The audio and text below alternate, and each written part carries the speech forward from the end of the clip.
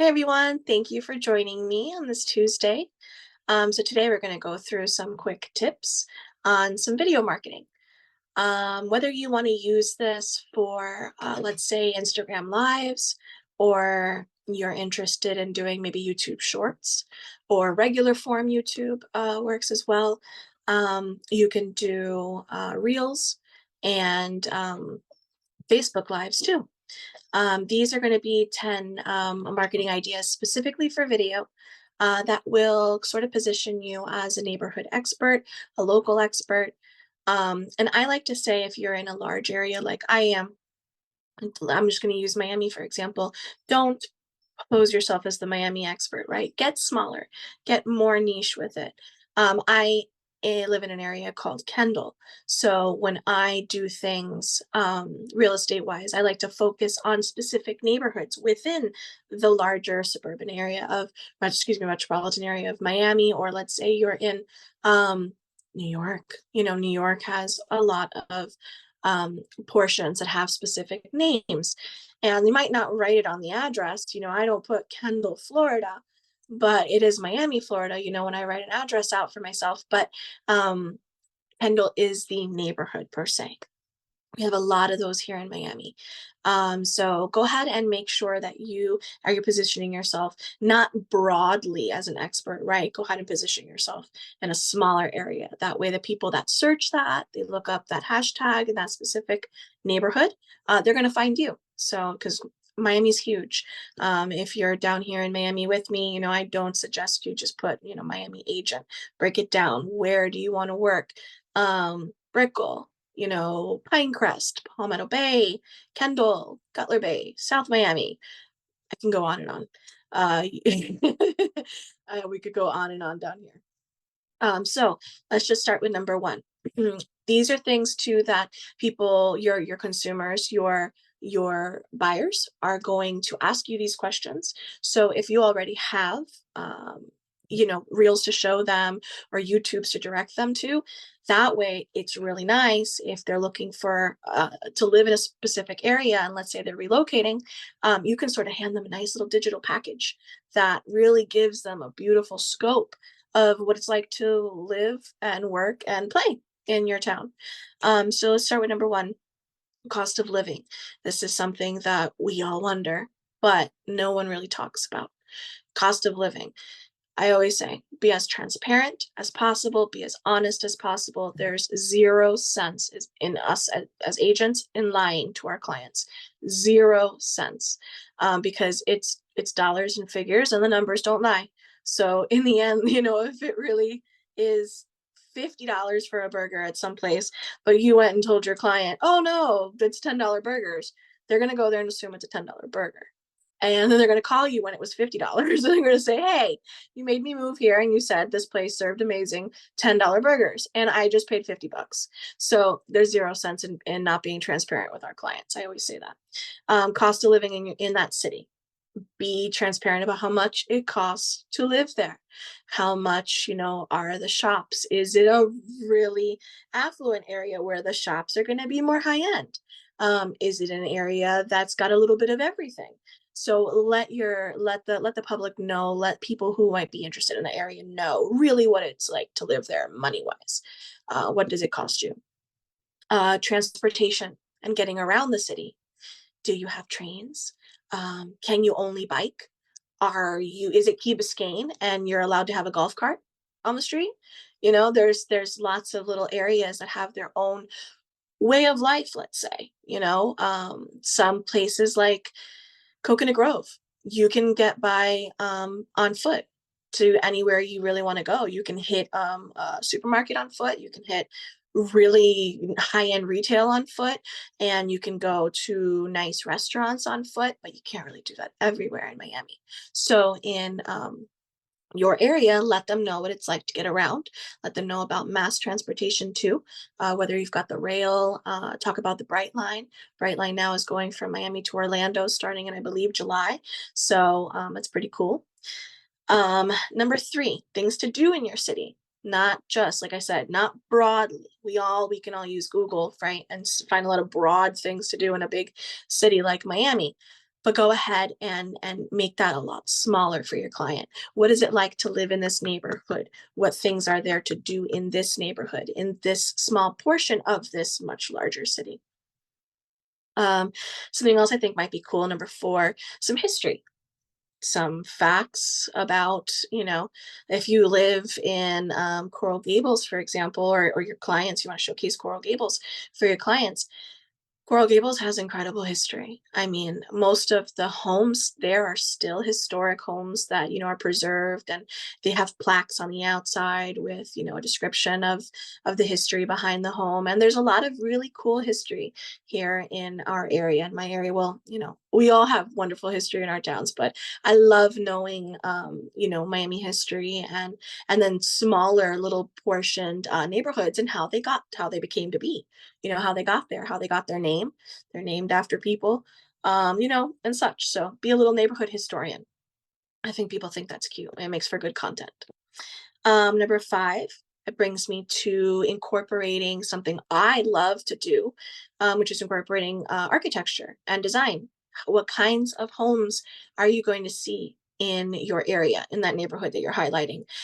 Are they mostly single family homes? Is it an area that, like say Brickell, you're going to say they are all high rises and condos. You're not going to find any single family homes there in Brickell. So really localize that, make it again really small for your client. You are that local expert.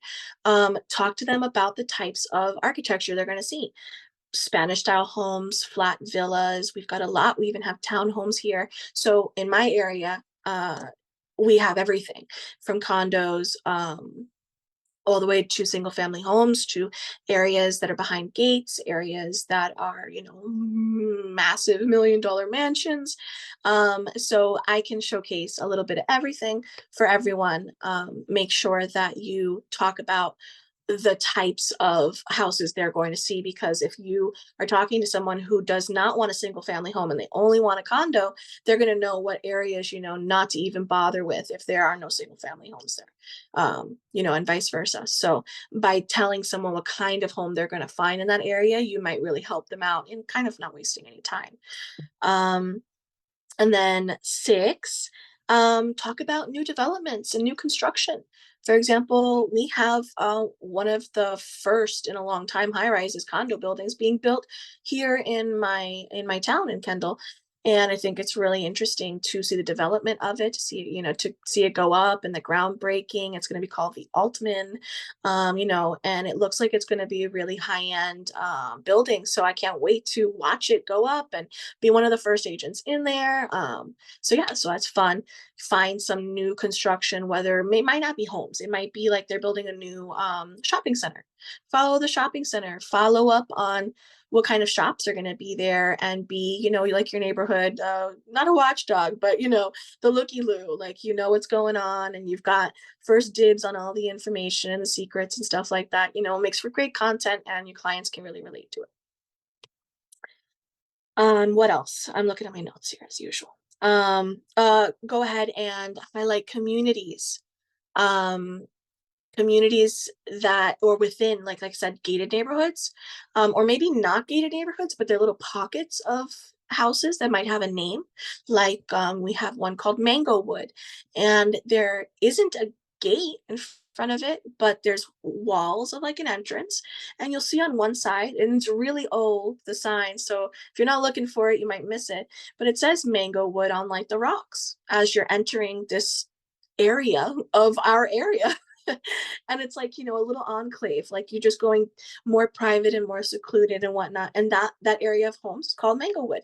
But there's no gate. So, kind of highlight those areas that, your clients might be interested in taking a look at, that they might notice when they're driving by. Oh, I barely missed that, because we have a lot of old rocks and a lot of beautiful landscape and greenery and all the shrubbery and stuff. So they're really easy to miss, especially the small ones, the old ones that haven't been redone and they've left them there. They're beautiful, but you can miss it when you're driving by them. So highlight those communities, highlight the gated ones you can't get into either, because you might you have a client that wants to get through those gates, but just showing on the outside, what it's like in relation to the street or how far it is from X shops, which brings me to number 8, which is highlight your community shops, highlight the malls that are around. Even if it's just like little tiny shopping center, which we'll call them like a strip mall here, which only gives you like maybe 8 to 10 shops, something like that. Tell them how far away they are from a major mall. And we have 2 here. Luckily, I'm literally between 2 massive major malls. I have Dadeland Mall on one side and I have the Falls Mall on the other side. Depends if I want to just go 10 minutes north or south in which direction. So it's really convenient. Let your clients know that when you're highlighting a neighborhood, this neighborhood is, say, X from the beach, X from the airport, really important too. X amount of time for getting down to the Keys. That's been a question that's come up a couple of times this past last week. How far am I from the Keys? In my area, I'm kind of like 30 minutes from everything. You go 30 minutes south, you're going to hit Key Largo, 30 minutes. East, you're going to hit the beach. I like to say that pretty central, as far as Miami is concerned. And then number 9 is let's be realistic too. Don't forget, there might be things people are going, well, what about that? If we keep everything super positive, that's great, but find a way to kind of give them the negatives. Be realistic. So I like to call that things to consider, right? We're not saying beware with big red letters or anything like that. You don't want to scare them from coming to your community. But if there's, let's say, massive construction happening on one major road, which in my case there really is, you might want to let people know that construction will be happening on Kendall Drive between this time and this time up until the end of the summer. So if someone is considering coming to the area, visiting the area, even if it's just for tourism, and they found you on YouTube, which would be awesome, um, they know what's going on and they can kind of turn to you. In my area, we have Instagram accounts that are pretty cool. They keep you posted on specific little areas that we have here in Miami. Well, there's one that it's only in Dade, and that's all of Miami-Dade. And it's kind of broad, right? But I like the ones that are smaller, like I like to say, get local. So we have Only in Kendall. And I know the person that runs the Only in Kendall account, and I think it's just really neat how he's dedicated his days to being, essentially our looky loo. If we need to know something that's going on, whether it be good or bad, he's got coverage on it. It's like local instant news. It's pretty cool. That's on Instagram. So be that for your clients. Like I said, whether you're doing YouTube shorts, you're using this for regular form YouTube, you're going to do this for lives, Facebook or Instagram, however you want to use it, just make sure that, I think it's important as real estate agents in our areas that we get more niche, we get more local for our clients instead of staying so broad and it being Miami. Um, Brings me lastly, number 10, highlight schools. We're coming up in the summer, and I always say it, summertime is high time for relocation because if you're a parent, and a lot of military families too, they move during the summertime. That's when people shuffle around. Our great state. Highlight schools, whether or not they're elementaries. We think about the little ones, we think as parents and being with little children, but don't forget highlighting colleges too.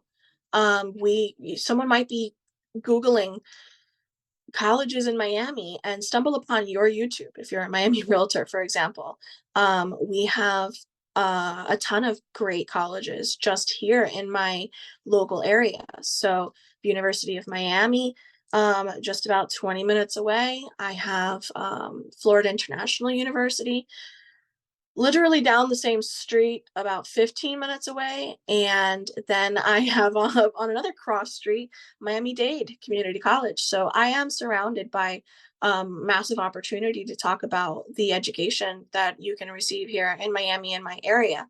And I think that's really great. We highlight the elementary schools and middle schools and high schools sometimes, but keep keep the public, posted on events that are occurring. Because if you talk about that and you use your keywords and your hashtags correctly in your videos, again, whether you're doing this on YouTube or Instagram or Facebook, hashtag everything, put your keywords in there and make sure you do your transcript on your videos because it matters. That's how you get engagement. That's how people find you when they're searching words on Google. So let's get clients, through video. And I hope that these 10 tips have helped you on staying small, staying local, and getting info out there for our clients. Does anybody have any questions? I'm going to open it up. Unmute yourself. Nobody? Yeah. Hey, John.